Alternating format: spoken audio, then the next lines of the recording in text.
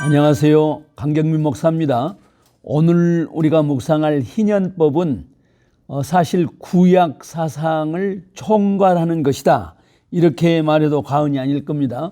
우리 예수님께서도 당신이 오신 까닭을 누가복음 4장 19절에서 이 땅에 희년을 선포하기 위함이다, 이렇게 말씀하셨죠. 그러므로 희년법은 구약을 총괄하는 법이고 예수님이 전한 복음의 기초고 혹은 복음의 전제라, 이렇게 말할 수 있습니다.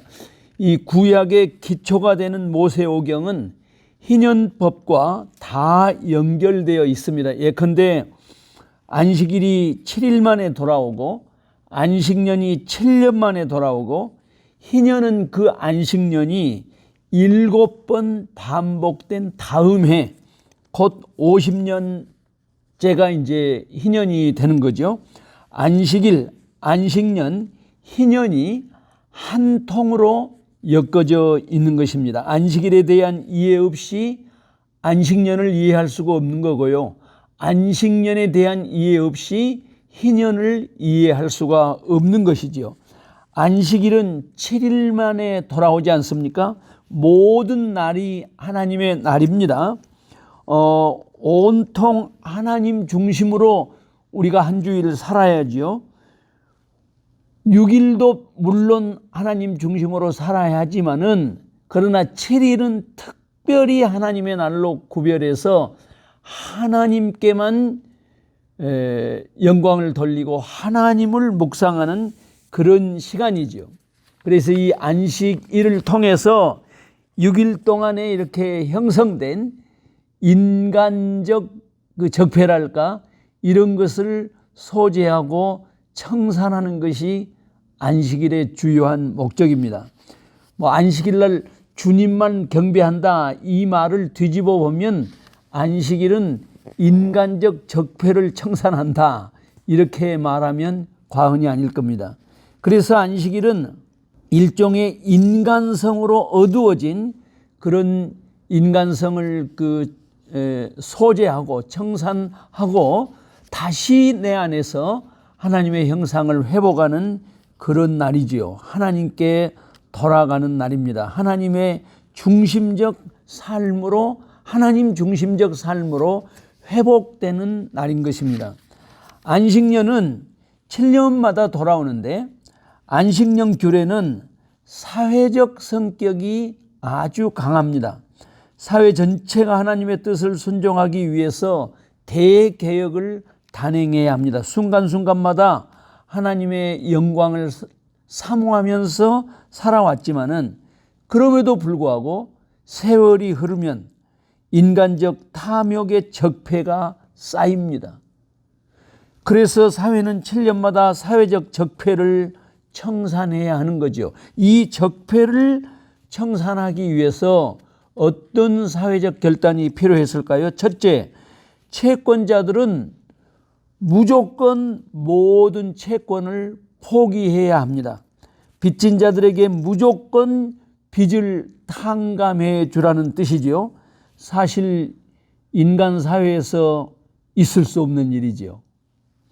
인간의 탐욕이나 이기심으로는 도저히 용납되지 않는 그런 제도지요.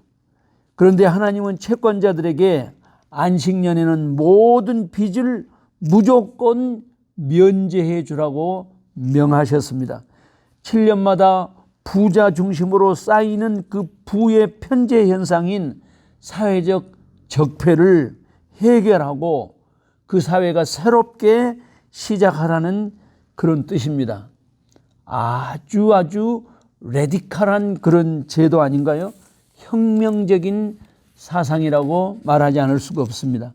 다음으로 안식년이 되면 모든 지주들은 토지 경작을 중단해야 합니다.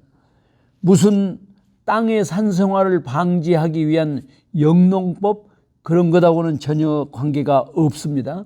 그 해 소사는 그 안식년 때의 그 땅의 소출, 그 소출은 가난한 자들, 즉 그 지경에 사는 나그네, 과부, 고아들의 몫이었습니다. 아마도 자연 소출을 의미했을 겁니다.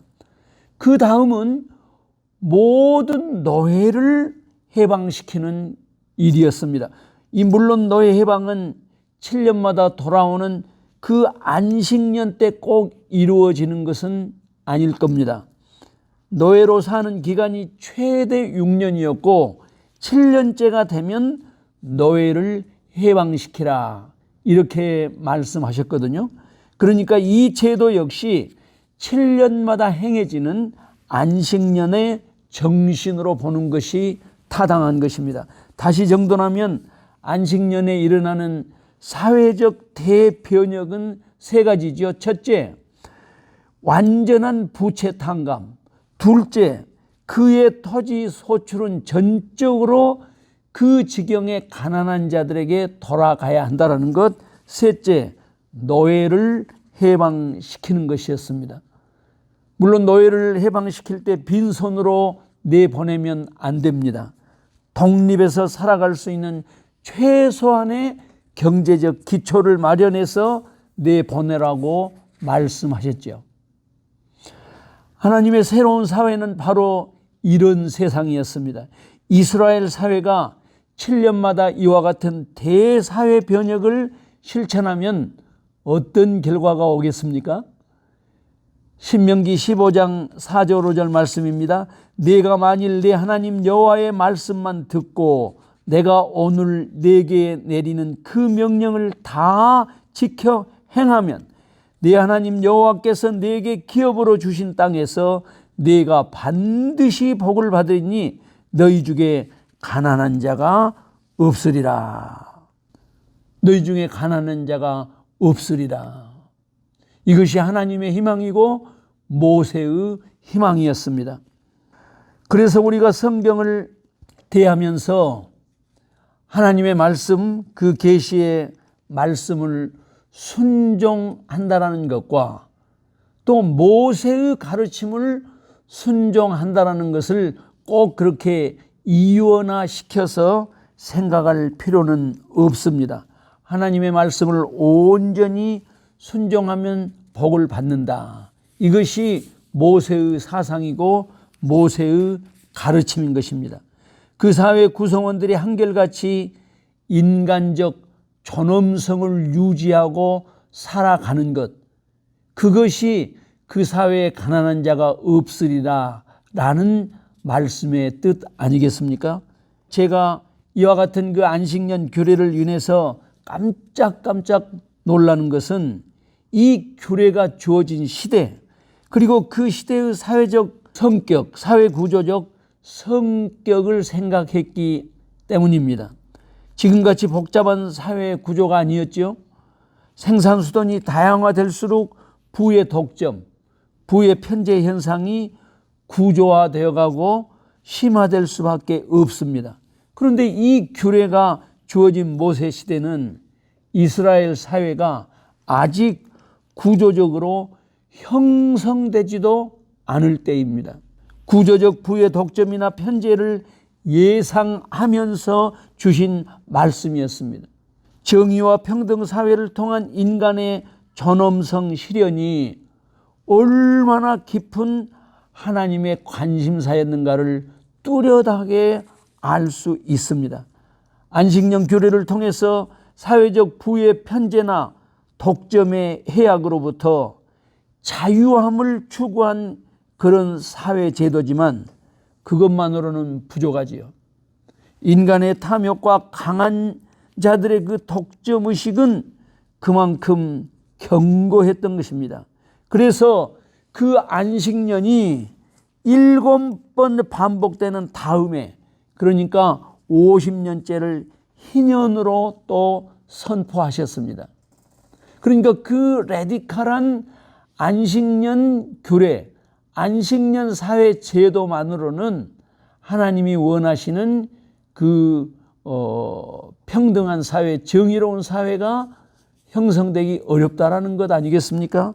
희년은 7번째 돌아오는 안식년 다음 해지요. 그러니까 50년 만에 돌아옵니다. 그의 일곱째 딸 열흘의 제사장은 각처에서 뿔나파를 불어서 자유를 공포해야 합니다. 희년에 선포된 자유의 핵심은 경제적인 공포, 경제적 부자유로부터의 해방입니다. 물론 오직 하나님을 경외하는 것이 일상이 되어 있던 이스라엘에게 희년의 자유를 다만 경제적 억압으로부터의 자유로만 말하는 것은 전혀 옳지 않지요. 그러나 경제적 억압으로부터의 자유를 외면한 어떤 자유도 상상할 수 없습니다. 왜냐하면 희년이 오면 팔았던 토지가 본래의 주인에게로 돌아오고 가난 때문에 흩어졌던 그 모든 가족들, 산지사방으로 흩어졌던 가족들이 다시 자신들의 그 토지를 되찾으면서 본래의 고향으로 다 돌아왔기 때문입니다. 본래 하나님께서 토지는 사유화를 금하셨죠. 레위기 25장 23절 말씀입니다. 토지를 영구히 팔지 말 것은 토지는 다 내 것임이니라. 너희는 거류민이요 동거하는 자로서 나와 함께 있느니라.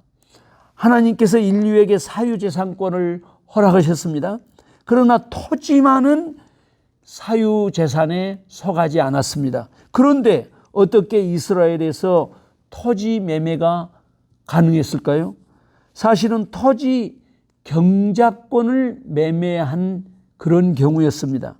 가난한 사람들이 최종적으로 팔 수 있는 것은 하나님께로부터 받은 분배받은 그 토지였죠. 그런데 그 토지는 사유화가 인정되지 않았기 때문에 매매할 수가 없잖아요. 그러면 오직 재산이라고는 토지밖에 없는 사람들을 어떻게 해야 할까요? 토지라도 팔아야지요.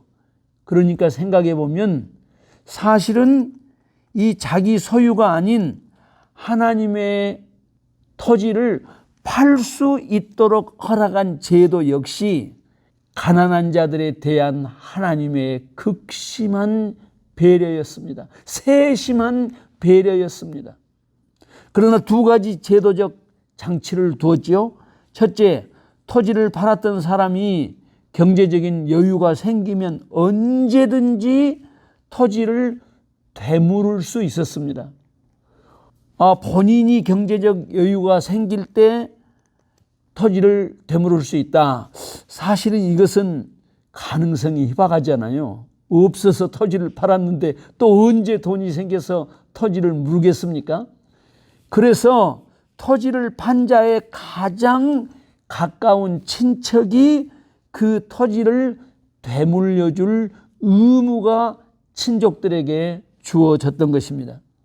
둘째, 토지 물음이 안 될 경우에는 단지 희년까지만 그 경작권이 허용이 되었던 것이죠. 그러니까 정확하게 말하면 토지 매매가 아니라 희년이 돌아올 때까지 경작권이 매매가 됐던 것이죠. 그러다가 희년이 돌아오면 토지가 모든 백성에게 돌아가는 것입니다. 부의 편제, 부의 독점 상태가 거의 원점으로 회복되는 것입니다. 생존의 터전이 생기고 흩어진 가족들이 다시 모여 새로운 삶이 시작되는 것이 희년에 누려지는 자유의 기초입니다. 먹고 사는 문제를 한 번도 걱정해 본 사람이 없는 부유한 사람들은 이 희년의 기쁨이 무엇인지 알기가 어렵겠죠. 그러나 생존의 문제가 해결되지 않았던 사람들에게 희년은 어떤 의미였을까요? 조금만 상상력을 발휘해 보아도 그들에게 희년의 기쁨이란 형언기 어려운 행복 자체였을 것입니다. 그런 배경에서 우리 예수님의 말씀 누가복음 4장 18절 19절이 온전히 이해됩니다. 주의 성령이 내게 임하셨으니 이는 가난한 자에게 복음을 전하게 하시려고 내게 기름을 부으시고 나를 보내사 포로된 자에게 자유를 눈먼 자에게 다시 보게 함을 전파하며 눌린 자를 자유롭게 하고 주의 은혜의 해 희년을 의미하죠. 주의 은혜의 해를 전파하게 하려 하심이라.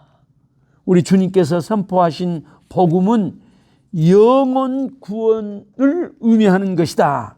이것은 참으로 어불성설입니다. 복음을 극단적으로 축소시켜서 복음의 의미를 거의 변질시킨 왜곡된 가르침입니다.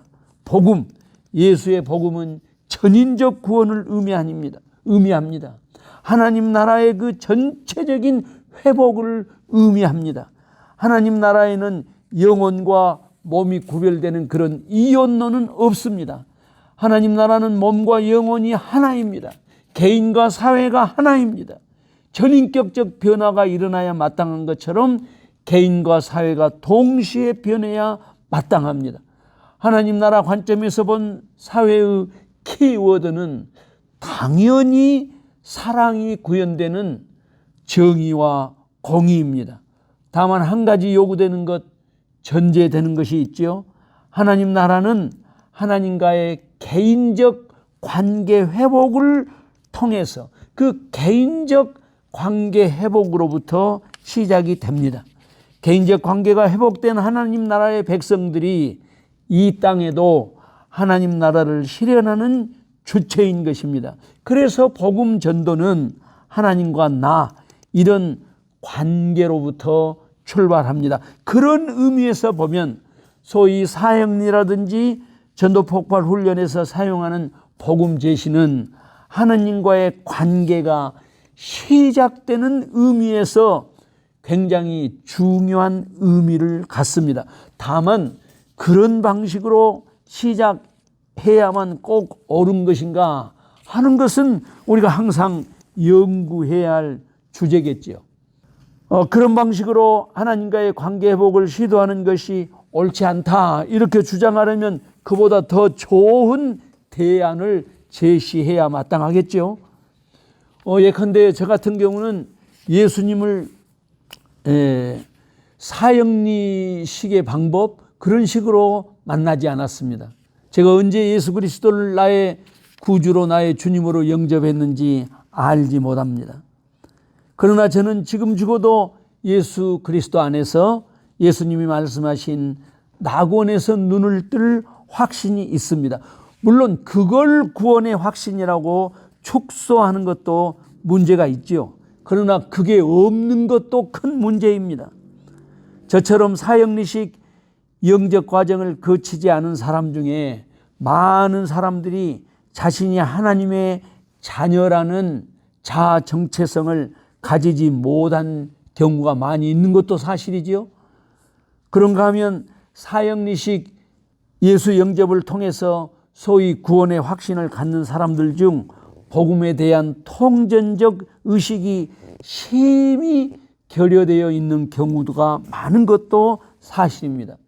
예수를 믿고 예수님의 제자가 된 사람들이 예수님께서 그렇게 소중하게 여겼던 구약의 가르침 가운데 하나님 나라의 키워드인 희년에 관해 알지 못하기 때문에 관심이 부족한 것은 참으로 안타까운 일입니다. 구약 성경을 모세오경, 역사서, 예언서, 시가서 등으로 분류합니다마는 사실 구약은 모세오경이 핵심입니다. 역사서나 예언서, 시가서 등은 모세오경에 대한 해석 혹은 백성들을 모세오경으로 돌아오게 하는 책이라고 해도 과언이 아닐 것입니다. 그리고 모세가 하나님께서 주신 계시를 통해서 사모하고 갈망했던 이스라엘 공동체의 이상은 희년사회였습니다. 다시 희년사회의 키워드를 정돈하라고 하면 정의와 공의라고 말할 수밖에 없습니다. 하나님의 정의는 공정한 분배가 이루어지는 것으로부터 출발합니다. 오늘날 성경의 희년법을 문자적으로 적용하는 것은 불가능합니다. 그러나 희년법을 통해서 드러난 인애와 사랑, 공의와 정의가 충만한 사회를 만들어가는 그 열정만은 우리가 모세를 따라가야 마땅합니다. 사랑하는 시청자 여러분, 여러분이 인문학을 전공하든지 사회과학을 전공하든지 정치인으로 살아가든지 예술가로 살아가든지 아주 평범한 감남을녀로 살아가든지 그것은 문제되지 않습니다. 어디서 무엇을 하든지 주 안에서 자유하면서 살아가야 합니다. 다만 그 자유 안에는 하나님께서 이 땅에 이루려는 하나님 나라의 위대한 꿈, 인애와 사랑, 정의와 공평이 넘쳐야 합니다. 모세는 신명기 15장 11절에서 이 땅에는 언제나 가난한 자가 그치지 않겠으니 너는 반드시 그들에게 내 손을 펼치라, 그렇게 명령합니다. 이것은 모세의 현실 인식이지요. 이 땅에는 가난한 자들이 그치지 않는다. 이게 그 현실 인식입니다. 그러나 모세는 다시 신명기 15장 4절 5절에서 이렇게 말씀하시죠. 너희가 안식년 규례 희년 사상을 따르면 이 땅에 가난한 자가 없으리라. 이 땅에 가난한 자가 없으리라. 모세는 이런 희망, 하나님 나라가 구현되는 그런 희망을 결코 버리지 않았습니다.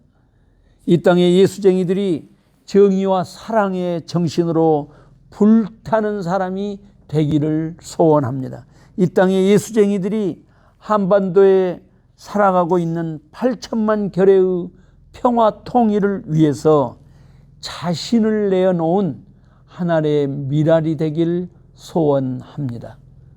기도하십시다. 하나님 아버지, 모세를 통해서 우리에게 주신 희년의 비전, 그 열망을 우리도 갖게 하여 주시옵소서. 모세가 크나큰 열망을 가지고 그 규례를 우리에게 가르쳤던 것처럼, 그 희망을 이스라엘 백성들에게 불어넣었던 것처럼 오늘날 이 땅에 살아가는 그리스도인들이 그 놀라운 하나님 나라의 비전을 가지고 각처에서 사명을 다하게 하여 주시옵소서. 예수님 거룩하신 이름으로 기도하옵나이다. 아멘.